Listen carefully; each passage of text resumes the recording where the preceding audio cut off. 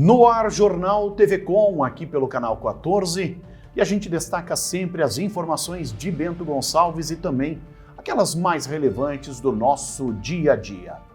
Na edição desta sexta-feira, hoje 21 de maio, você confere. A MESNI emite nota aos municípios com orientações sobre o novo modelo estadual de combate à pandemia. Olhares da Santo Antônio. Lançado o concurso fotográfico para evidenciar as perspectivas que a comunidade tem do santuário. Corsan prorroga programa de negociação de dívidas por mais um ano. E no esporte esportivo, equipe não participará da Copa da Federação Gaúcha de Futebol e a menos de 20 dias para iniciar o Brasileirão da Série D, a equipe sequer está formada. E hoje você vai conferir os bastidores do Congresso Nacional, com informações direto de Brasília, com o deputado federal Ubiratã Sanderson. Destaques do jornal TV Com, que você confere a partir de agora.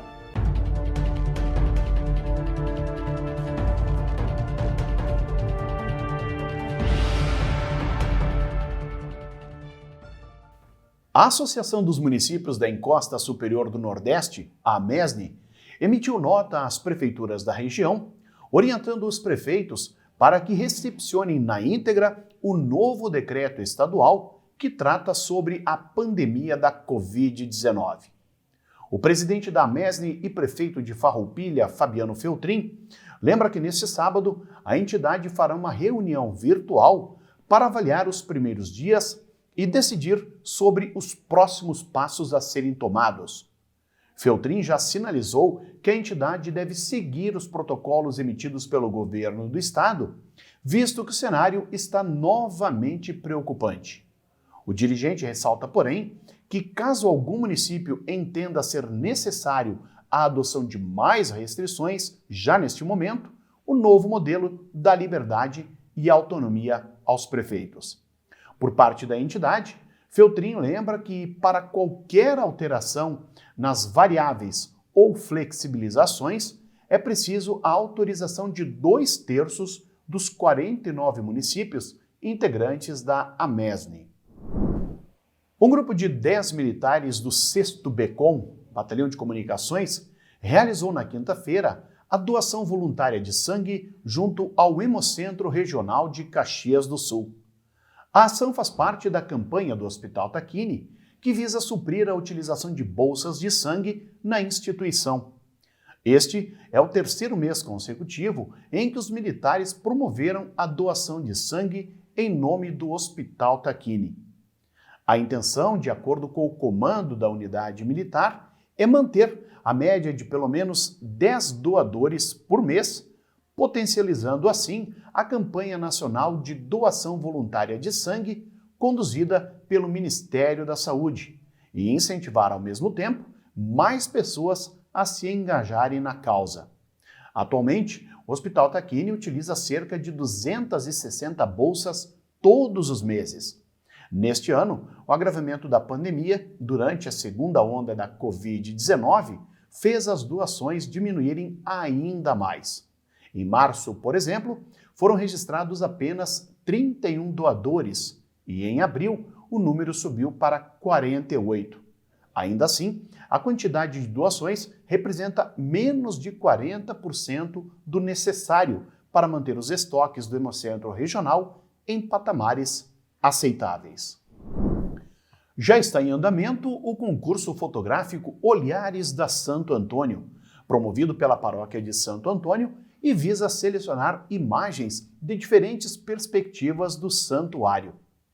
Os registros podem ser feitos por fotógrafos profissionais e amadores de Bento Gonçalves, e as 5 fotos escolhidas serão utilizadas na diagramação do Guia de Visitação ao Santuário de Santo Antônio. O projeto faz parte da programação da 143ª Festa de Santo Antônio. O prazo para as inscrições segue até o dia 13 de julho e a divulgação das fotografias escolhidas será no mês de agosto, sendo que o lançamento do guia está previsto para outubro próximo. Conforme os organizadores do concurso, as imagens devem retratar as diferentes perspectivas que a comunidade tem da Igreja Matriz de Santo Antônio, que, além de um ponto turístico, é referência também para a religiosidade e cultura da cidade. Além deste projeto, está em andamento o concurso de poesia A Vida de Santo Antônio, contada em versos, que terá a participação de estudantes das escolas de inspiração católica de Bento Gonçalves. Pelo menos 5 rodovias estaduais que cruzam a Serra Gaúcha, além de um trecho da BR-470, foram incluídos no terceiro lote de concessões do governo do Rio Grande do Sul à iniciativa privada. São elas a 122, entre Farroupilha e São Vendelino, a 240, entre São Vendelino e Portão, a 287, entre Portão e Montenegro, e a 446, entre Carlos Barbosa e São Vendelino, além da 453, entre Garibaldi e Farroupilha, e no segmento da rodovia entre Caxias do Sul e Campestre da Serra. Conforme o Palácio Piratini, a projeção é de que até o final de maio, os estudos realizados pelo governo e pelo BNDES sejam finalizados, definindo assim os modelos que serão mais viáveis para a privatização das rodovias. O trecho a ser privatizado totaliza mais de 270 quilômetros, com contrato de concessão de 30 anos. Os futuros pedágios terão os preços definidos entre junho e julho durante audiência pública. A expectativa do governo é que até o final do ano o edital de licitação seja publicado e ainda no primeiro semestre do próximo ano a administração das rodovias já tenha vencedores. Na região, são 208 quilômetros de pista simples e mais de 63 quilômetros de pista dupla. Além de melhorias no asfalto, as futuras administradoras deverão duplicar alguns trechos, além de oferecer toda a infraestrutura necessária aos condutores. A Corsan prorrogou o programa de negociação de dívidas por mais um ano, contados a partir de 31 de maio. A iniciativa oferece uma série de descontos e benefícios como forma de ajudar os clientes diante das dificuldades impostas pela pandemia.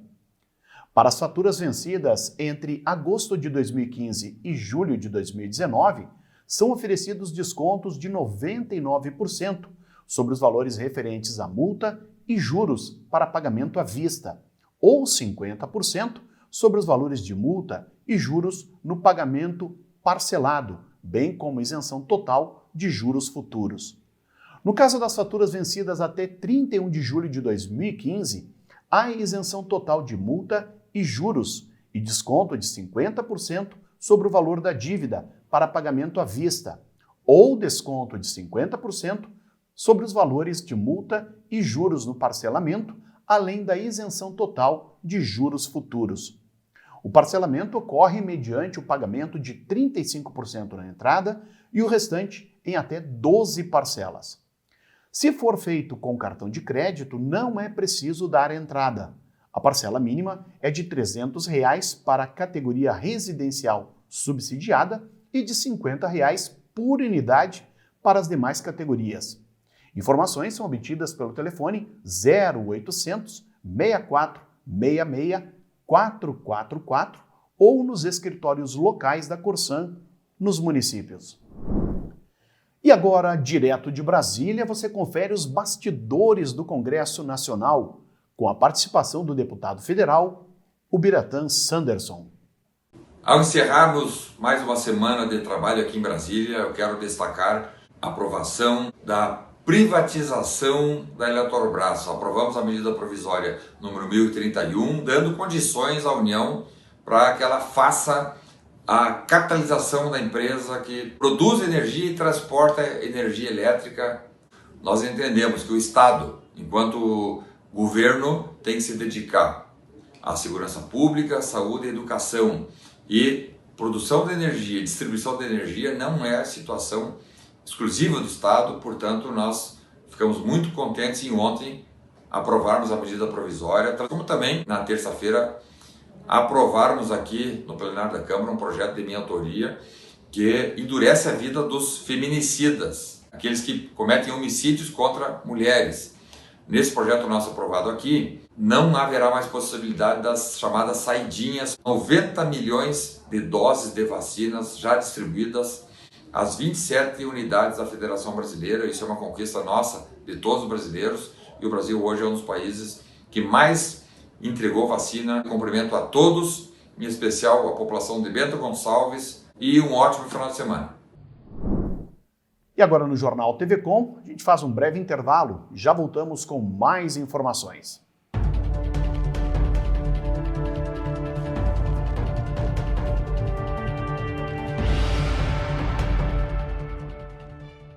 Você sabe o que acontece com o seu corpo quando contrai o coronavírus? Sabe quais são os sintomas e as fases? Não? Então este vídeo é para você. Os sintomas podem aparecer entre 2 e 14 dias. Na fase 1, os sintomas são de cansaço, dor muscular, perda de olfato e paladar, tosse, diarreia, vômito, dor de cabeça, calafrios, dor de garganta e tonturas. Já na segunda fase, vem a febre persistente e tosse com piora progressiva. E no grupo de risco, tem a probabilidade de evoluir para a fase 3. Na fase 3, vem o agravo da doença, como a internação hospitalar, a saturação de oxigênio, a falta de ar e a febre. Apesar da maioria dos casos ser leve a moderado, a Covid-19 é uma doença que, quando evolui para um quadro grave, pode matar. Ao apresentar qualquer sintoma, procure a unidade de atendimento mais próxima. Esta é uma campanha da Amesni.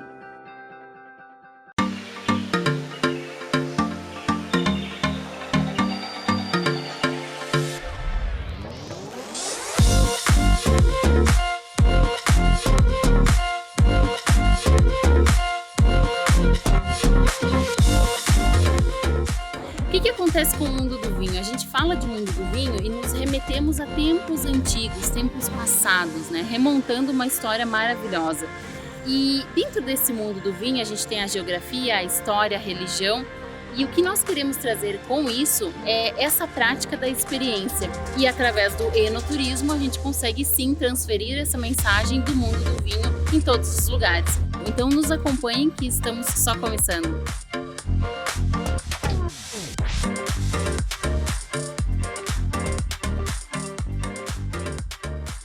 Todo final de tarde você tem um compromisso com a informação.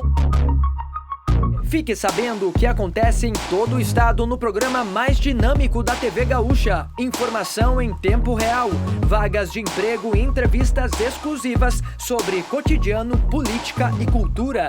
Participe enviando fotos, vídeos e comentando as notícias pelo WhatsApp 995882374. Tudo isso de segunda a sexta, a partir das 5:30 da tarde, aqui no Conexão RS.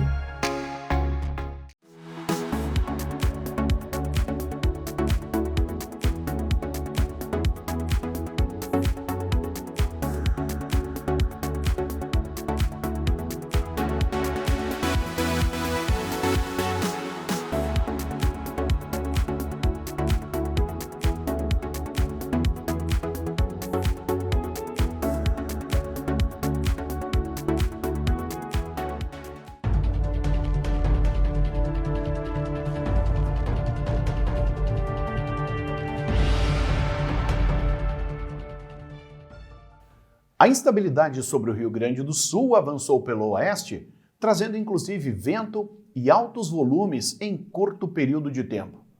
No sábado, muitas nuvens permanecem no Rio Grande do Sul, mas a instabilidade começa a diminuir e aberturas de sol em meio às nuvens ocorrem na maioria das regiões.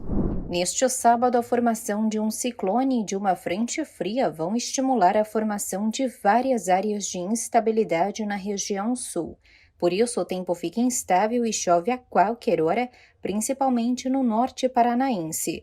O dia deve começar com chuva, mas aos poucos as áreas de instabilidade vão perder força entre o extremo norte gaúcho e o litoral sul catarinense e também na região de Foz do Iguaçu. Em grande parte das outras áreas da região, inclusive nas 3 capitais, o sábado começa com sol e chove apenas entre a tarde e a noite. No centro-oeste e sul gaúcho, o tempo volta a ficar firme. Em Porto Alegre, mínima prevista de apenas 15, máxima de 23 graus. E em Curitiba, mínima de 13, máxima de 22 graus. Para Bento Gonçalves, o clima-tempo indica ainda a presença de chuva pela manhã neste sábado, mas na parte da tarde o sol deve aparecer entre nuvens. No domingo, o sol mais uma vez aparece entre nuvens, porém sem a previsão de chuvas. Nesse sábado, as temperaturas devem variar entre a mínima de 12 e a máxima de 21 graus. E no domingo, entre a mínima de 7 e a máxima chegando aos 17 graus. E agora no Jornal TV Com, o comentário de Adroaldo Dalmas.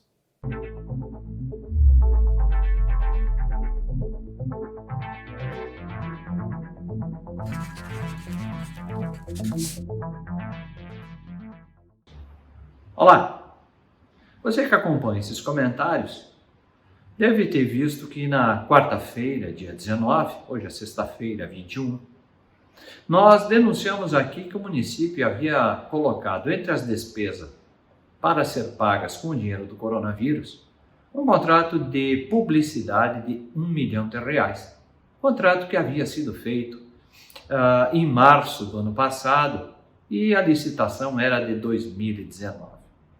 Mais do que isso, dissemos que o município havia determinado, autorizado um gasto de R$15 mil com esta mesma verba do coronavírus para pagar uma campanha relativa à dengue e à febre amarela. Isto foi na quarta-feira à noite. Pois ontem, quinta-feira, ao verificar o site da Transparência de Bento Gonçalves, nos deparamos com uma situação surreal. Simplesmente a informação constante nas despesas, nos desembolsos do coronavírus, tinha sumido. Ou seja, o município, ao saber do nosso comentário, no dia seguinte da quarta-feira, ontem, quinta, deletou a informação que estava no site do coronavírus, no banner do coronavírus. Para onde a despesa agora foi passada? Lá para as despesas gerais a serem pagas com o dinheiro do Caixa Único. Inclusive, o próprio contrato de R$1 milhão sumiu da planilha da prestação de contas do dinheiro do coronavírus. Ou seja, uma manipulação escabrosa. Mais uma vez, no momento em que se revela algo que está completamente distorcido, desviado, desfocado, sem qualquer sentido e mal explicado, o município vai lá e aperta o botão deletar. 1 mês e meio, 2 atrás, pelo menos como fizemos aqui algumas denúncias, pelo menos tinham vindo com notinha oficial que não explicava nada. Mas dessa vez não tiveram nem a cara de pau de vir explicar por que sairia dinheiro do coronavírus para pagar a campanha publicitária de dengue e febre amarela. Pelo jeito, o silêncio e o apertar do botão deletar denuncia mais do que as palavras. Como diria Boris Casoy, e aqui vou imitá-lo, isto é uma vergonha. O que mais está acontecendo nos bastidores desta prefeitura? O que mais é preciso ser descoberto e revelado para que a informação seja, no sistema, deletada? Como se nunca tivesse existido. O problema dessa administração é que eu imprimi as informações antes delas serem deletadas.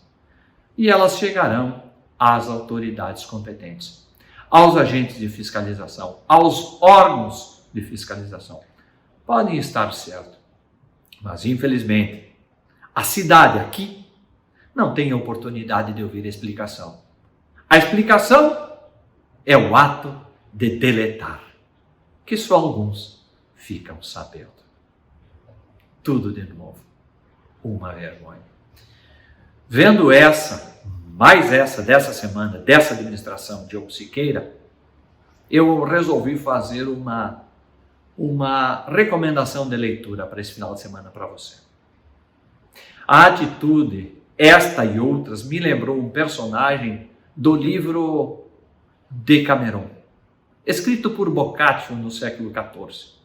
São 100 contos, e o primeiro deles é sobre o santo que foi tornado santo, de nome Chipeleiro, depois de fazer tudo o que fez. Leiam esse final de semana o conto O Santo Chipeleiro, de Boccaccio, que está no livro Decameron, e vocês vão saber com que tipo de gente nós estamos lidando e tendo que aguentar aqui na administração municipal de Bento Gonçalves.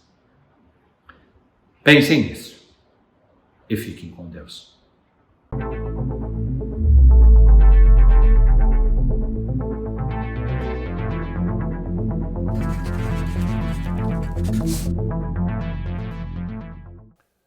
O Ministério da Saúde anunciou a inclusão de pessoas com doenças crônicas neurológicas no grupo prioritário para vacinação contra a Covid-19.